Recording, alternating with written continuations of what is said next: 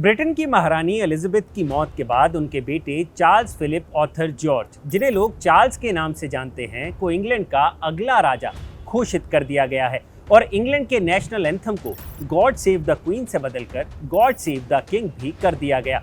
लेकिन अब इंग्लैंड में एक नई बात पर चर्चा हो रही है कि राजा बनते वक्त चार्ल्स को किंग चार्ल्स द थर्ड की जगह अपना नाम कुछ और रखना चाहिए था। लोगों का कहना है कि किंग चार्ल्स को अपने दादा जॉर्ज द सिक्स्थ का नाम अपनाना चाहिए था, जिनका पूरा नाम अल्बर्ट फ्रेडरिक ऑर्थर जॉर्ज था और उन्होंने अपना आखिरी नाम ही राजा के तौर पर चुना था और चार्ल्स को भी ऐसा ही करना चाहिए था। लेकिन अब सवाल ये उठता है कि लोगों को चार्ल्स नाम से दिक्कत क्यों है और क्यों वो इस नाम को बदलना चाहते हैं। तो चलिए जानते हैं इस मामले की पूरी कहानी। मैं हूं भूपेंद्र सोनी और आप देख रहे हैं अनकट। असल में किंग चार्ल्स द थर्ड को अपना नाम बदलने की सलाह इसलिए दी जा रही है क्योंकि उनके पहले जो किंग चार्ल्स द फर्स्ट और किंग चार्ल्स द सेकंड रहे हैं, उनका हाल कुछ खास अच्छा नहीं रहा था और उनके कार्यकाल को ब्रिटेन के राजघराने की शक्तियों के पतन के तौर पर देखा जाता है।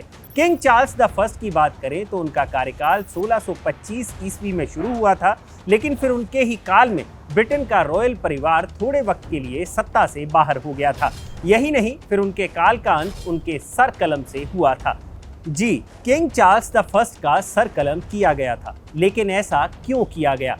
ऐसा कहा जाता है कि किंग चार्ल्स द फर्स्ट के काल में पहली बार ब्रिटेन में शाही परिवार के खिलाफ क्रांति हुई थी, जिसके पीछे का कारण राजा और पार्लियामेंट के बीच सत्ता की लड़ाई को बताया जाता है। उस वक्त पार्लियामेंट राजा की शक्तियों को थोड़ा कम कर जनता द्वारा चुने गए प्रतिनिधियों की शक्तियों को बढ़ाने पर विचार कर रही थी, जिसके चलते 1642 में हाउस ऑफ कॉमन्स के प्रतिनिधियों को राजा द्वारा गिरफ्तार कर लिया गया और इन गिरफ्तारियों से खफा होकर जनता ने राज परिवार के खिलाफ क्रांति कर दी और इस क्रांति ने इंग्लिश सिविल वॉर का रूप ले लिया।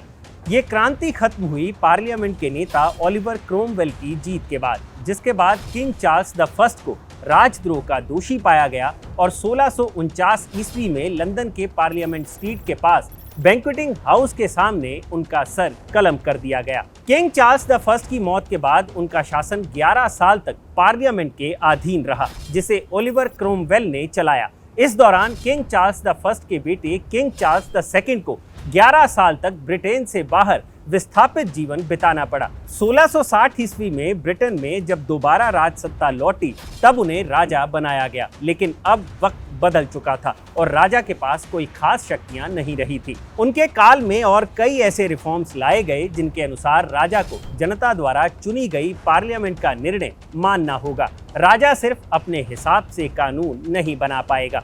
यानी किंग चार्ल्स द सेकंड के बाद धीरे धीरे राजघराने पर ब्रिटिश पार्लियामेंट हावी हो गई। यही कारण है कि इन दोनों ही राजाओं को ब्रिटिश राजघराने के बुरे दौर की तरह देखा जाता है और जानकारों की राय थी कि चार्ल्स को किंग चार्ल्स द थर्ड का नाम नहीं रखना चाहिए था।